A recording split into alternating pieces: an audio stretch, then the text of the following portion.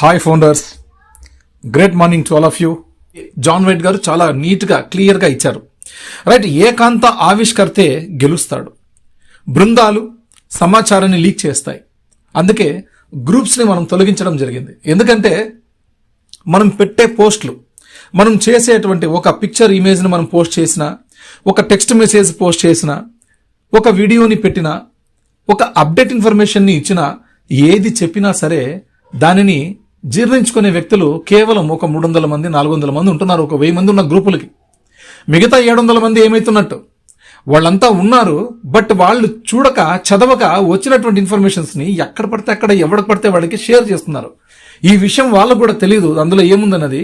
Plus ఎవరికంటే వాళ్ళకి share చేస్తున్నారు, దాన్ని మిస్లీడ్ చేస్తున్నారు, బయట వాళ్ళు అవకాశంగా తీసుకుంటున్నారు. కాబట్టి ఇటువంటి అవకాశాలు ఉన్నాయనే దాదాపుగా ఒక 40+ గ్రూప్స్ నుంచి నేను గత 5 నెలల కిందటే నేను బయటకు వచ్చేసాను. డిసెంబర్ ఆ మూమెంట్లోనే బయటకు వచ్చేసాను. తర్వాత ఇప్పుడు నా 4 గ్రూపులు, పర్సనల్ గ్రూపులు, వ్యక్తిగత గ్రూపులు ఉండింది. ఆ 4 గ్రూపుల నుంచి కూడా బయటకు రావడం జరిగింది. అవసరం లేదనుకున్నాను. జాన్ వైట్ గారు చెప్పారు, మీ గ్రూప్స్ మీకు మోసం చేస్తాయి, మీకు ఇబ్బందికరమయ్యేటట్టుగా సిచ్యుయేషన్ క్రియేట్ చేస్తాయని చెప్పారు. గమనించాను, అన్ని గ్రూపుల నుంచి బయటకు వచ్చేసాను. ఎందుకంటే ఆయన సీనియర్, ఆయనకు అన్ని విషయాలు కూడా తెలుసు. ఎక్కడ ఎప్పుడు ఎలా ఉండాలి, ఎవరితో ఉండాలి, ఏ విషయం ఎవరితో పంచుకోవాలి, ఇలాంటి విషయాలన్నీ కూడా ఆయనకు బాగా తెలుసు. మన గ్రూపుల్లో మనోళ్ళు బాగుండాలి, అందరం బాగుండాలని చెప్పేసి మొదట్లో వచ్చే ప్రతి ఒక్క మెసేజ్ కూడా, ప్రతి ఒక్క ఇంపార్టెంట్ అప్డేట్ కూడా నేను మన గ్రూపుల్లో షేర్ చేయడం జరిగింది. మన వాళ్ళు తెలుసుకుంటారు, అర్థం చేసుకుంటారు.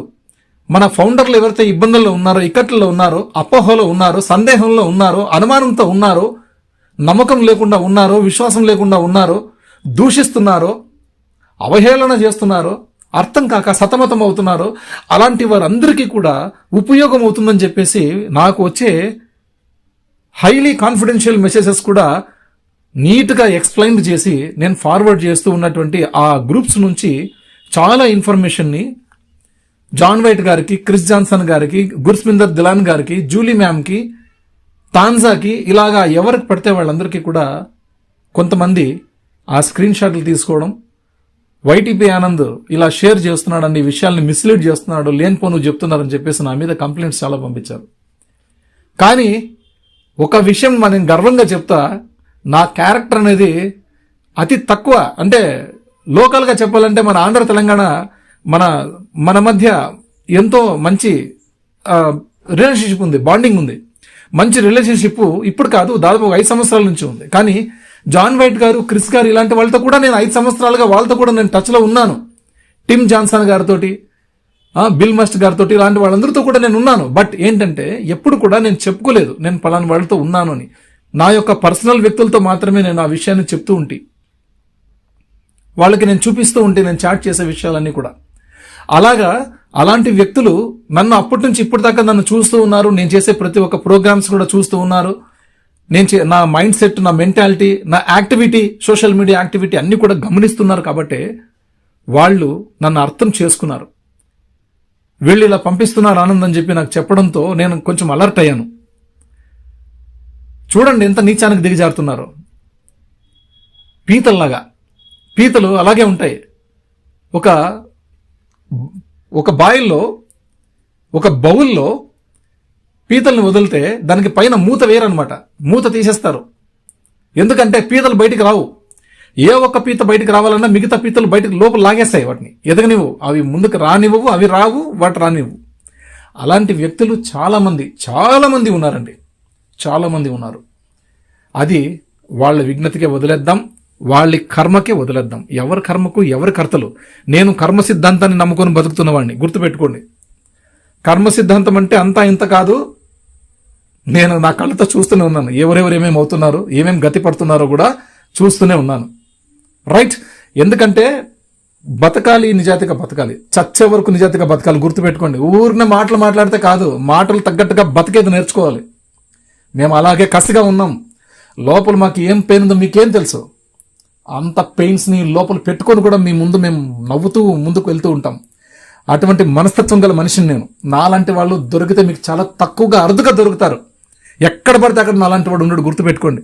మీకు ఎంతోమంది ఫ్రెండ్స్ ఉండొచ్చు, ఎంతమంది సర్కిల్ ఉండొచ్చు, ఎంతమంది అన్నీ ఉండొచ్చు, నాకే ఉంటారు చాలా మంది అనేక రకాలు. కానీ నాలాంటి వాడు నాకు దొరకడం చాలా కష్టం. గుర్తుంచండి, కొంతమంది ఎక్కడో ఉంటారు, దొరుకుతారు. డైమండ్స్ ఎక్కడో ఉంటాయి, మన మైండ్ సెట్స్ కి మన క్యారెక్టర్ కి మ్యాచ్ అవుతాయి. అట్లాంటి వాళ్ళు they are the real souls of us. Real soul, వాళ్ళు రియల్ గా మనకి మ్యాచ్ అయ్యేటువంటి మనుషులు. కాబట్టి క్యారెక్టర్ పెట్టుకోండి సార్, ప్లీజ్. మీ అందరికీ ఫ్రెండ్స్, మీ అందరికీ రిక్వెస్ట్ చేస్తున్నాను నేను, క్యారెక్టర్ పెట్టుకోండి. క్యారెక్టర్తో బతుకుదాం. అద్భుతమైనటువంటి రోజులు వెల్కమ్ చెప్పబోతున్నాయి. అద్భుతమైనటువంటి రోజులు వెల్కమ్ చెప్పబోతున్నాయి. దానికి ఆల్రెడీ మనకు మార్చి 31వ తేదీనే క్రిస్ జాన్సన్ గారు, Julie ma'am, Susi ma'am already మనకు ఒక మంచి ఇంటిమేషన్ ఇచ్చేశారు. ఇక మనం ఆ మంచి రోజుల కోసం ఎదురు చూడటమే తరువాయి. కాబట్టి ఈలోపు అది కొంచెం ఆలస్యమైతుందో లేదా ఈ నెలలోనే కదులుతుందో ఎప్పుడన్నా కానివ్వండి, ఆ యొక్క మంచి రోజుకి, ఆ యొక్క మంచి క్షణం కోసం ప్రతి క్షణం ఇప్పటి నుంచే మనం సిద్ధమై ఉందాం. అన్ని రకాలుగా, ఒక క్యారెక్టర్గా, ఒక మంచి డిసిప్లిన్గా, అన్ని రకాలుగా ఉంటేనే ఇక్కడ గెలుస్తామండి. యాష్ గారు అదే అంటున్నారు, ఒక సిస్టమేటిక్ గా ఉండండి మీరు ఇక్కడ అంటున్నారు. విక్టరీ విత్ యాష్ అనేది మనల్ని తీర్చిదిద్దడానికి, మన పూర్వపు లైఫ్ స్టైల్ ఎలా ఉందో మనకు తెలియదు. బట్ ఇప్పుడు ఇక్కడ నుంచి ఆన్ ప్యాసోలో ఎలా ఉందో నాకు తెలియదు. ఆన్ ప్యాసో నుంచి మీరు విక్టరీ విత్ యాష్కి వచ్చినప్పుడు విక్టరీ విత్ యాష్ లో మనకి క్లీన్ చేసి కొత్త వ్యవస్థలోకి తీసుకెళ్తారు మిస్టర్ యాష్ ముఫారే గారు. ఈలోపు మనం క్యారెక్టర్ గా, ఒక డిసిప్లినరీ పీపుల్ గా మనం మెలగాలి. రైట్, ఈ విషయాన్ని మనకి పదే పదే జాన్ వైట్ గారు కానీ, ప్రతి ఒక్క రెడ్ఫెన్ గారు కానీ, మైక్ ఎల్లిస్ గారు కానీ, అందరూ కూడా క్లాసిక్ పీపుల్. వాళ్ళందరూ కూడా ఎన్నో మంచి మంచి విషయాలు మనకు షేర్ చేసుకుంటున్నారండి. వాటిని ఈ రోజు ఇప్పుడు చూడడం మానేయడం కాదండి. ఒక్కొక్క ఆడియోని మీరు 10 మార్లు, 20 మార్లు, 100 సార్లు విన్నా తప్పులేదు. అటువంటి గొప్ప ఆడియోలు అవి. ఏదో అప్డేట్ అంటే అప్డేట్ ఇప్పుడు వచ్చేసింది, అయిపోయింది, మళ్ళీ సాయంత్రం అయితేనే సార్ మళ్ళీ ఏం సార్ అప్డేట్ అని అడగడం, అది కాదండి అప్డేట్స్ అంటే. ఒక్కసారి పెట్టిన పోస్ట్ని పదే పదే చూడటమే అప్డేట్. అలా చూసాం కాబట్టే ఆన్ ప్యాసివ్ హిస్టరీ జూలై 17, 2021 అప్పుడు నేను సైన్ చేసినటువంటి ఎన్డీఏ సిగ్నేచర్ చేసినటువంటి రోజు నుంచి ఈ రోజు వరకు జరిగిన ప్రతి ఒక్క క్షణాన్ని నేను గుర్తుపెట్టుకున్నాను. ప్రతి ఒక్క పాయింట్ ఆఫ్ వ్యూని నేను ఫైండ్ అవుట్ చేసుకుని, నేను స్క్రీన్ షాట్లు తీసుకుని మొత్తం డేటా పెట్టుకున్నాను నా దగ్గర.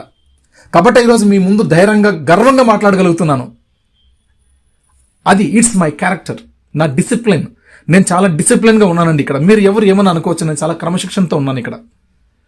అలాగా ఉండాలని కోరుకుంటున్నాను. మీరందరూ ఉండాలని రూల్ లేదు, బట్ ఉంటే మంచిది అంటున్నాను. అందరం కలిసి ఉందాం కొద్ది రోజులు. పూర్వంలో ఎలా ఉన్నామో అలాగే ఇప్పుడు ఉండడం మంచిది కాదు, కొంచెం మారాలి. మన లైఫ్ వేరే ఉంది, ఆ భవిష్యత్తులోకి వెళ్ళిపోతున్నాం. అక్కడ నుంచి మనం ఇలా ఉంటేనే అక్కడ గెలుస్తాం. లేకపోతే ఆ టెక్నాలజీకి తెలుసు మన క్యారెక్టర్, యూజర్ బిహేవియర్ అని ఒకటి ఉంది. యూజర్ బిహేవియర్ అని ఒకటి ఉంటుంది. అది మనకి కనిపించని టెక్నాలజీ. గుర్తుపెట్టుకోండి, మనల్ని ట్రేస్ చేస్తూనే ఉంటుంది ఎప్పటికప్పుడు. అక్కడ దొరికిపోతారు. ఇక్కడ క్యారెక్టర్గా మీరు ఫుల్ఫిల్ కాకపోతే అక్కడ దొరికిపోతారు. పచ్చడైపోతాం అక్కడ మనం. అకౌంట్లు ఉంటాయి, టూల్స్ వాడుకుంటూ ఉంటాం. అక్కడ ఆదాయం జనరేట్ కాకపోతే ఏం చేస్తారు? ఎవరిని అడుగుతారు మీరు? కాబట్టి దయచేసి మనకి ఎలా ఉండమని చెబుతోందో ఆ రకంగా సిస్టమ్కి కట్టుబడి ఉంటేనే మనకి అర్హత. గుర్తుపెట్టుకోండి, డబ్బులు కట్టాం, మేము అంత కట్టాం, ఇంత కట్టాం, మేము వచ్చాం, మేము ఫౌండర్నే, ఎట్లా చేస్తారు? ఇది రాజకీయ పార్టీలు కాదు, మీరు అనుకుంటున్నటువంటి రాజకీయ పార్టీలు కాదు. ఇది మన సొంత కుటుంబ కలహాలు కాదు, మన సొంత ప్రాంతాల్లో ఉన్నటువంటి ఏరియాలో వర్గ కక్షలు కాదు. గుర్తుపెట్టుకోండి, యాష్ ముఫారా గారి వ్యవస్థ